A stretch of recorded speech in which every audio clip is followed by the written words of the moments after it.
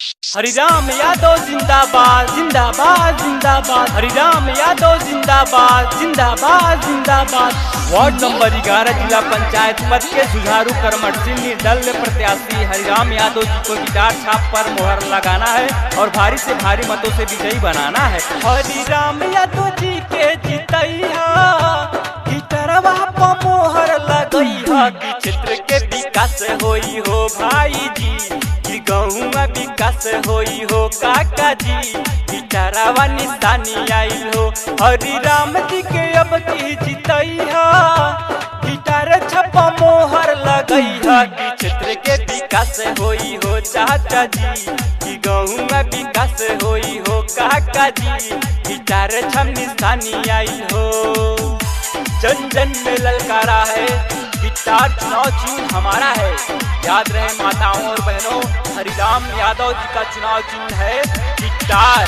Guitar छाप पर मोहर लगाइए और हरिराम यादव जी को भारी से भारी मतों से विजयी बनाइए।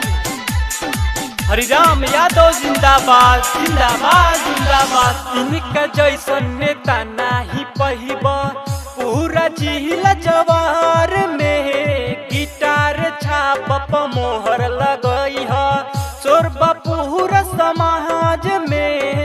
ए भौजी चुनाव चिन्ह गिटार छाप है, इनका जैसन नेता न पैबा पूरा जिला जवार में। गिटार पयब की मोहर लगी हो सोरबा पूरा समाज में। विकास के गंगा बहई है पूरा कमाई कई के देखई है, गिटार छम निशानी आइल बा चाचा हो, कि यादव जी के बारी आइल बा भैया हो, गिटार छम निशानी आइल बा।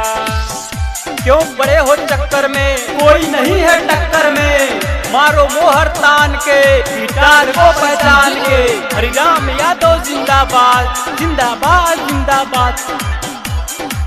हरिराम यादव जिंदाबाद जिंदाबाद जिंदाबाद। विधवा पेंशन लावास मिल जई है हरिराम यादव के चुनिया हो। गौआ के लाल हम सबके समान हम, पगड़ी तू इनकर बचैया हो। क्षेत्र को आगे बढ़ाना है तो हरिराम यादव जी को जिताना है। विधवा पेंशन लावास मिल जई है हरिराम यादव के जितैया हो।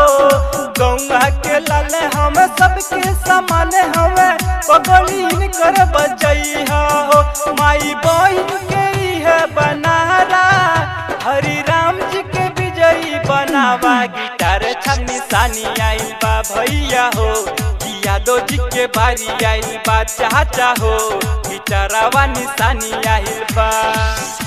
जीतेंगे भाई जीतेंगे, हरिराम यादव जीतेंगे, मारो मोहर तान के गिटार छाप पहचान के। जीतेंगे भाई जीतेंगे, हरिराम यादव जीतेंगे। कदम से कदम मिला के ही चले, गरीबी अमीरी ना देखे हो। जिला पंचायत निर्दल प्रत्याशी हथवा जोड़ के निरेखे हो। याद रहे हरिराम यादव जी के जिताए के बाद कदम से कदम मिला के ही चले, गरीबी अमीरी ना देखे हो। जिला पंचायत निर्दल प्रत्याशी हथवा जोड़ के निरेखे हो। कोनो बेहरा में जन अझुरैया हरिराम जी के विजयी बनैया। गिटार छम निशानी आइल बा काका हो, गिटार छम निशानी आइल बा अमन देव, यादव जी के बारी आइल बा।